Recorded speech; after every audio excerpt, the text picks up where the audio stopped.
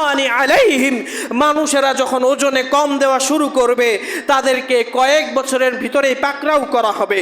ওয়া শিদ্দাতিল মুনা, তাদের মধ্যে খাবারের সংকট দেখা দেবে।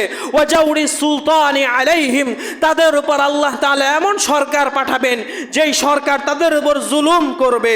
ওয়ালাম ইয়ামনাউ যাকাত আমওয়ালিহিম, তারা যদি যাকাত দেওয়া থেকে বিরত থাকে এবং যাকাত না দেয় এবং তারা যদি ওজনে কম দেয়, আরো বিভিন্ন প্রকার গুনাহ করে থাকে, ইল্লা মুনিউল কতরু মিনাস সামাই, তাহলে আসমানের দরজাগুলো বন্ধ হয়ে যাবে, আসমানের বৃষ্টিগুলো বন্ধ হয়ে যাবে।